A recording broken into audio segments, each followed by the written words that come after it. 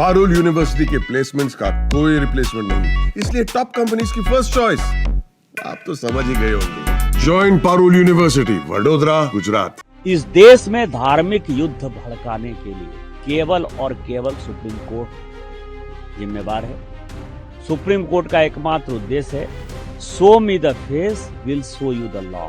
हिंसा अगर आपको याद होगा तो सुप्रीम कोर्ट में मामला पहुंचने के पहले हो चुका था, इसलिए सुप्रीम कोर्ट के पहुंचने के बाद अगर सच पूछिए तो हिंसा कम हुई है। वक्फ कानून की इतनी चर्चा हुई, कुछ देर पहले ही बीजेपी सांसद वरिष्ठ नेता निशिकांत दुबे जी का एक ट्वीट आया। उन्होंने कहा कि अगर सारे कानून सुप्रीम कोर्ट को ही बनाने हैं तो पार्लियामेंट के दरवाजों को बंद कर देना चाहिए। इसको लेकर के जब हमने एक एक्सक्लूसिव इंटरव्यू उनका किया तो इस दौरान उन्होंने कहा कि जितनी जगहों पर हिंसा हो रही है वक्फ कानून को लेकर के, उसके जिम्मेदार सोली एक पर्सन है, सीजेआई संजीव खन्ना साहब।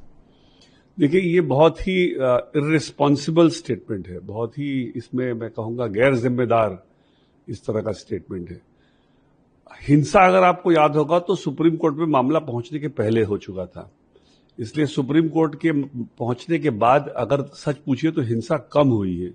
सुप्रीम कोर्ट ने जब थोड़ी बहुत दिखाई है, जो एंटरटेन किया है रिट को और जो भी प्रॉब्लम्स है उसको समझने की कोशिश की है, तो लोगों को विश्वास हो रहा है कि एक न्याय प्रणाली में हम लोगों को एक अगर हमारे खिलाफ कुछ अगर कानून गलत बन रहा है या हमारे मौलिक अधिकारों का कोई उल्लंघन हो रहा है तो सुप्रीम कोर्ट हमारे बचाव के लिए है। इसलिए हिंसा सुप्रीम कोर्ट के मामले आने के बाद से नहीं हुई है। ये बिल्कुल बहुत ही गैर जिम्मेवार स्टेटमेंट उनका है। देखिए, संविधान में हर कॉन्स्टिट्यूशनल फंक्शनरी का एक रोल फिक्स्ड है। अगर पार्लियामेंट कानून बनाता है तो प्रेसिडेंट ऑफ इंडिया उसको फाइनली अप्रूवल दे करके उस कानून को लागू करता है।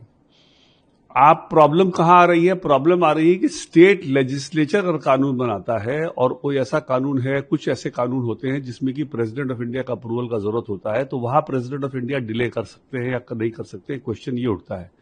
मैं उनसे सवाल ये पूछना चाहूंगा कि अगर पार्लियामेंट कानून बनाए और प्रेसिडेंट उसको सालों साल रख ले, यही वक्फ बिल मान लीजिए जब पास हो गया दोनों पार्लियामेंट से और प्रेसिडेंट उसको दस्तखत ना करे और रख ले, तो क्या इनको मान्य होगा? इसलिए ये इस तरह का कुछ भी स्टेटमेंट देना प्रेसिडेंट को के ऑफिस को लेकर के या सुप्रीम कोर्ट के टिप्पणी को लेकर के मेरे ख्याल से बिल्कुल मतलब कॉन्टेक्स्ट से बाहर का बिल्कुल चीज है और फिर भी अगेन उसको मैं कहूंगा बहुत गैर जिम्मेवार स्टेटमेंट है।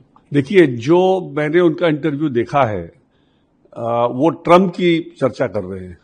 आज ट्रम्प पूरे विश्व में एक हास्य का एक वो विषय बना हुआ है और ट्रम्प को ये जो इनको सूट करता है, ट्रम्प को एज इफ की बहुत ही बैलेंस्ड आदमी है, उसकी चर्चा कर रहे हैं। जो 377 का जो सुप्रीम कोर्ट ने जो डिसीजन दिया था वो ये नहीं था कि होमोसेक्सुअलिटी सही है, ये बिल्कुल भी जजमेंट से कोई मतलब नहीं है। सुप्रीम कोर्ट ने सिर्फ कहा है कि उसको क्रिमिनलाइज ना किया जाए। एक आदमी का, एक औरत का अपना चॉइस है कि वो हेट्रोसेक्सुअल होगा या होमोसेक्सुअल होगा।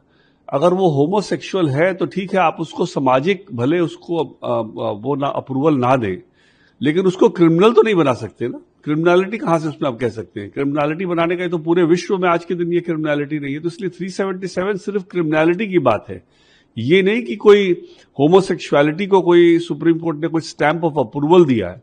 बिल्कुल गलत। मतलब ये बिना सोचे समझे अगर कोई स्टेटमेंट देता रहे और सुप्रीम कोर्ट की गरिमा को गिराने की कोशिश करे तो मेरे हिसाब से हम लोग सबका एक उत्तरदायित्व बनता है कि कॉन्स्टिट्यूशनल स्कीम की जो रूपरेखा है उसको बरकरार रखें और देखें कि ऐसे ऐसे गैर जिम्मेवार स्टेटमेंट्स जो हैं इनको जल्दी से जल्दी इनको वो किया जाए, मतलब निंदा की जाए इनकी। ये भी बहुत ही, फिर से मैं कहूंगा, बहुत ही गैर जिम्मेवार स्टेटमेंट है, बहुत ही क्या कहा जाए, इर्रेस्पॉन्सिबल अगर मैं वर्ड यूज करूं या और भी स्ट्रांग वर्ड यूज करूं उसके लिए। कोई भी पुराने जो चले आ रहे हैं, चाहे मस्जिद हो या चाहे मंदिर हो, उसमें कागज कहां से मिलते हैं? पुराने कुछ भी है वो यूजर पे ही होता है, उस समय के एविडेंस पे होता है। इसलिए किसी को कहा जाता है कि किसी में कागज दिखाओ किसी में ना दिखाओ, ये बिल्कुल अगेन गलत बात है, बिल्कुल ये बहुत ही गलत स्टेटमेंट है।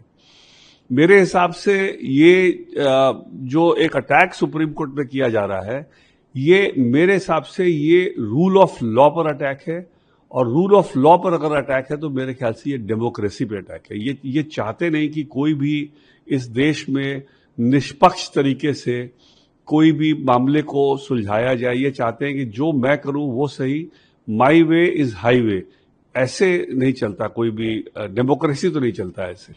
मेरे हिसाब से सुप्रीम कोर्ट बिल्कुल अपने दायरे में है।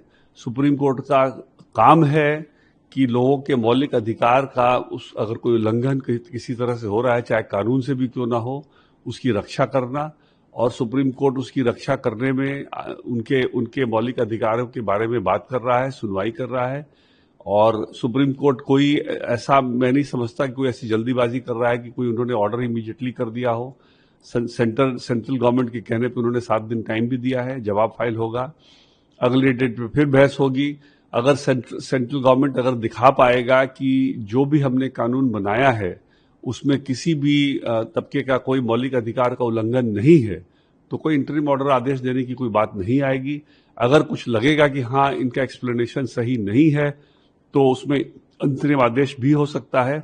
इसलिए कोई भी सुप्रीम कोर्ट की तरफ से मैं नहीं कहूंगा कि कोई भी अपने जुरिस्डिक्शन या अपने जो उनके कार्यशाली के प्रणाली के बाहर वो कुछ कर रहे हैं। वो बिल्कुल अपने दायरे में काम कर रहे हैं।